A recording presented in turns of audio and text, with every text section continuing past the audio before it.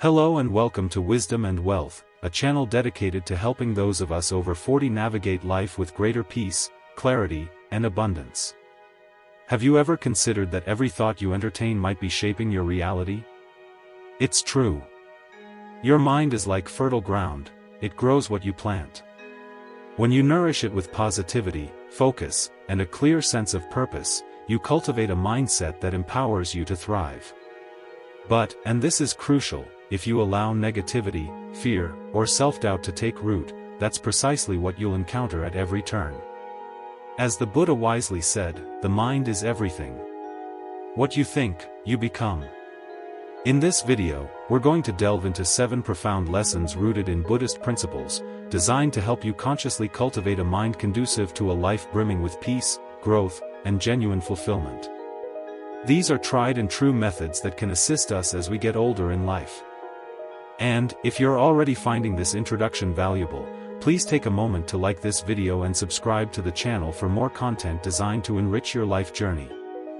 We would certainly appreciate it, and that would allow us to help more individuals just like you. Our first lesson is that thoughts are the seeds of reality. In Buddhist philosophy, the power of thought is central. Our thoughts shape our actions, influence our speech, and ultimately direct our intentions. Think of it like tending a garden. If we diligently plant seeds of compassion, patience, and understanding, our lives will naturally bear the fruits of those very qualities. Conversely, if we sow seeds of anger, envy, and greed, suffering, anxiety, and restlessness will inevitably sprout. In Buddhist practice, this understanding is precisely why meditation and mindfulness are so vitally important. By mindfully observing our thoughts without attachment or judgment, we can begin to identify the specific seeds we are planting. We can then make conscious choices to actively shift our thinking toward kindness, gratitude, and resilience. Each thought we allow to take root becomes a building block for the world we experience. This is why the Buddha placed such strong emphasis on right thought as an integral part of the Noble Eightfold Path. If you consciously feed your mind with positive, uplifting, and constructive thoughts, you'll be amazed to see how your inner and outer worlds begin to transform. Lesson number 2 is to choose your inputs carefully, because the mind is like a sponge, absorbing everything that surrounds it. This lesson is directly related to the Buddhist practice of guarding the sense doors. It's about being consciously mindful of what we allow into our consciousness through our senses, and these are all important concepts to keep in mind as we move into our golden years.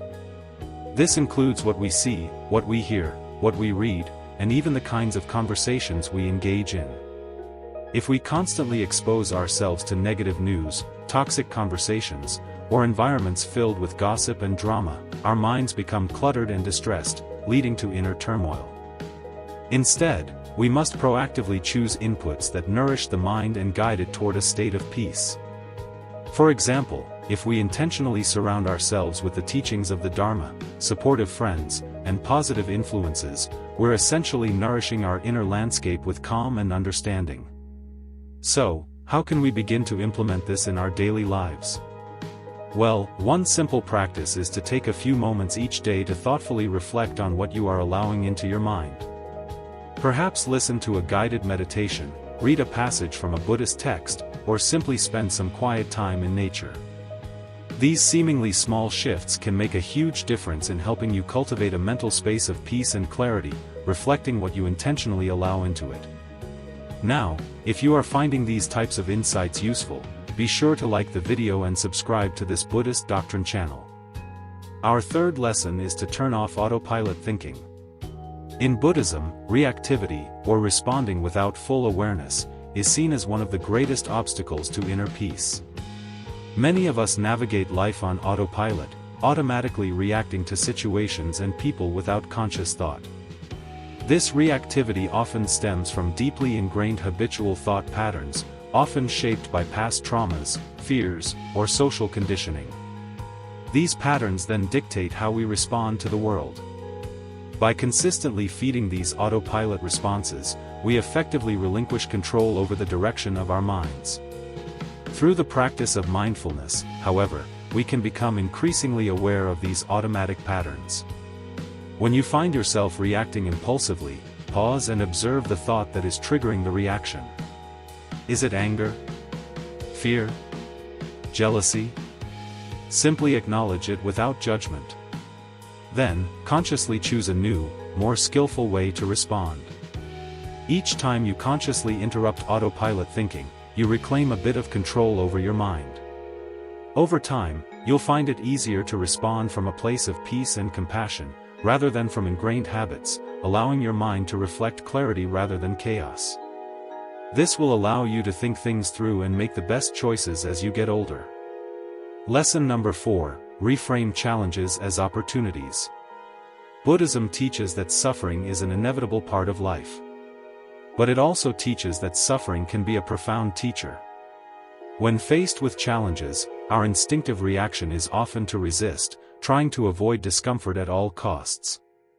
However, these moments of difficulty often contain essential lessons about patience, resilience, and the importance of letting go.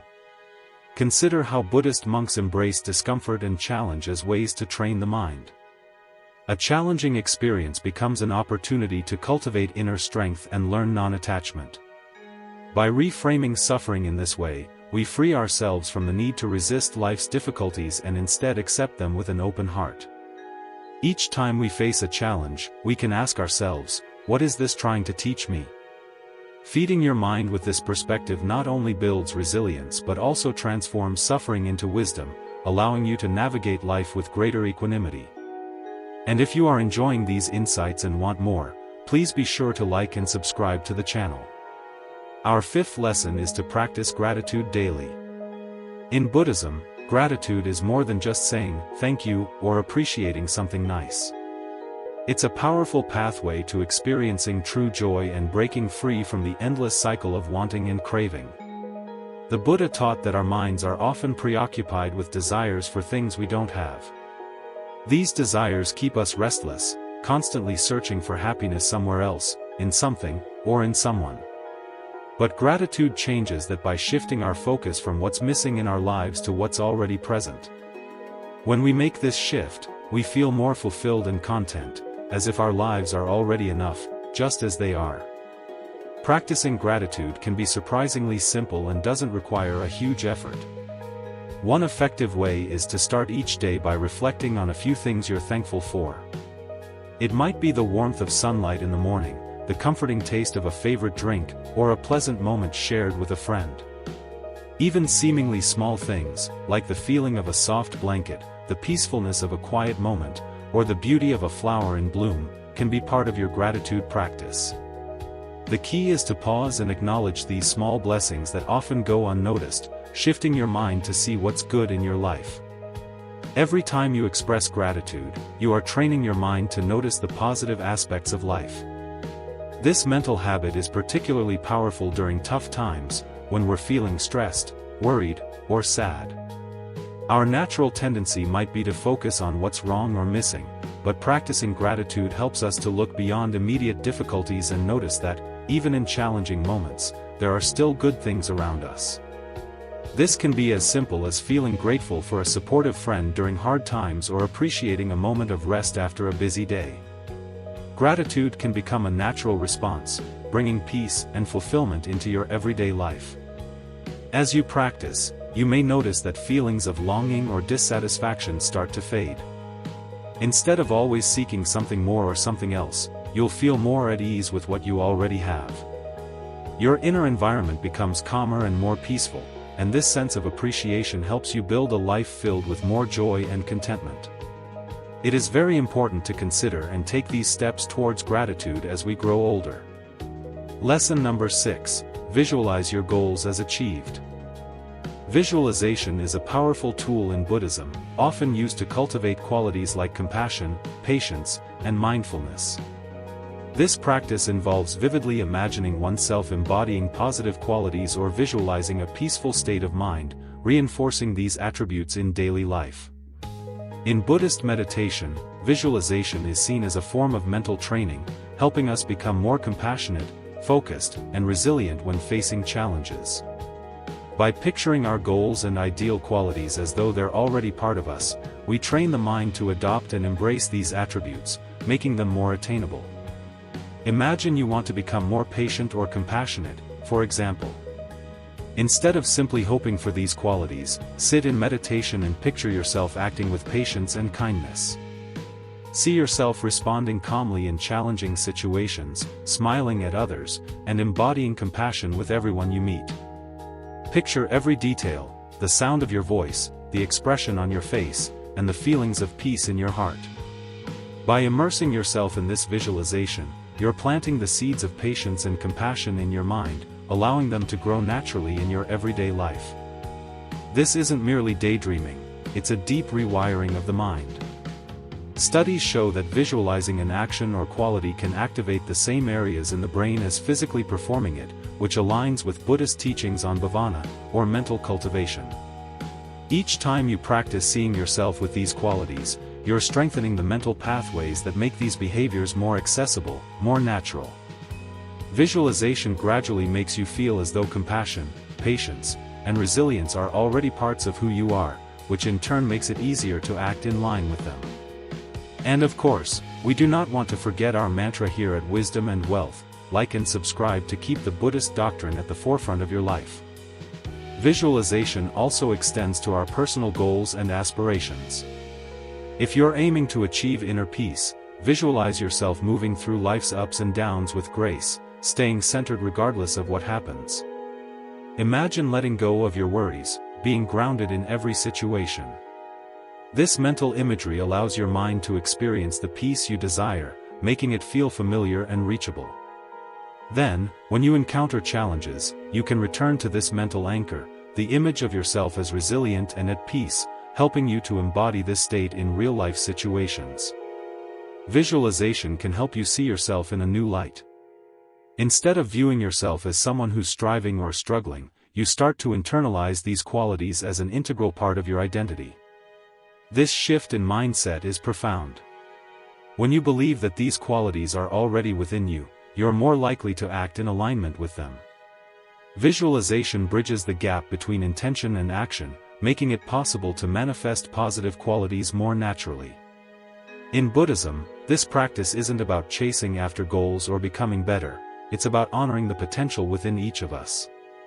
The Buddha taught that the mind can be trained to cultivate any quality, much like a garden can be tended to produce beautiful flowers. Visualization serves as a way to nurture this inner garden, choosing which qualities to cultivate and which unhelpful habits to release.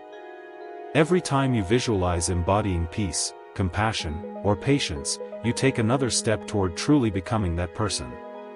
As you consistently visualize your goals and ideals, you're not just imagining a distant dream, you're nurturing a reality that already exists within you.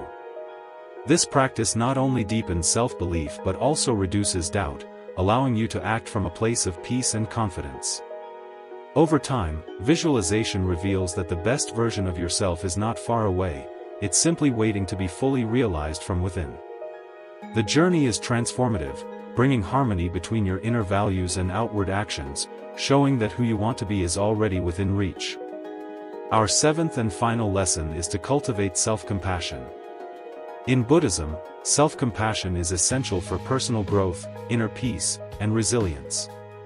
The Buddha taught that to walk the path to enlightenment, we must treat ourselves with the same kindness and understanding that we offer to others. Self-compassion is a practice of recognizing our shared humanity, acknowledging our challenges, and approaching ourselves with a gentle, forgiving attitude, especially during difficult times. This practice of loving kindness, or metta, begins with ourselves and then extends outward, enabling us to better support and understand others. For many people, self-criticism is almost automatic. When we make a mistake or fall short, we tend to harshly judge ourselves, which can lead to feelings of guilt, unworthiness, or frustration. But in Buddhism, this kind of self-judgment is seen as unproductive and ultimately harmful, creating suffering without aiding growth. Self-compassion, on the other hand, encourages us to look at ourselves with kindness and patience, seeing mistakes as part of the natural human experience. Rather than punishing ourselves, we can learn from these experiences and move forward with a renewed sense of purpose and clarity. One way to practice self-compassion is through metta meditation. This form of meditation involves repeating phrases of kindness and goodwill, first toward oneself and then extending these wishes to others. You might begin by silently repeating phrases like, "May I be happy, may I be healthy, may I be at peace." This simple practice can shift our inner dialogue, helping us replace harsh self-criticism with gentle, encouraging thoughts. Over time, this compassionate approach helps us build resilience, making it easier to navigate life's challenges without being overwhelmed by negative self-talk. Self-compassion also means forgiving yourself for past mistakes and letting go of unrealistic expectations. Many of us carry the weight of past actions or regrets, allowing these memories to hold us back. In Buddhist practice, forgiveness is seen as an act of self-liberation. When you forgive yourself, you free your mind from the chains of guilt and shame, making space for growth and self-acceptance. Accepting that you're human and therefore imperfect can be a transformative realization, allowing you to approach life with a lighter heart and a more open mind. In moments of stress or failure, practicing self-compassion allows us to be our own source of support. Instead of relying on validation from others, self-compassion offers a steady inner foundation. When we make mistakes, we can view them as opportunities for growth rather than as reflections of our self-worth. This change in perspective helps us develop emotional strength, as we're no longer relying on outside approval or scared of criticism. Another part of self-compassion in Buddhism is understanding anatta, or the idea of non-self. This teaching reminds us that our identity isn't fixed or defined by our failures or achievements. When we see ourselves as constantly changing, we hold on less to self-judgment and become less stuck in our past actions. We begin to see that we aren't tied to our past selves, and we have the ability to change and grow with every moment. Practicing self-compassion has a ripple effect. When we show kindness and care to ourselves, we become better at sharing that same compassion with others.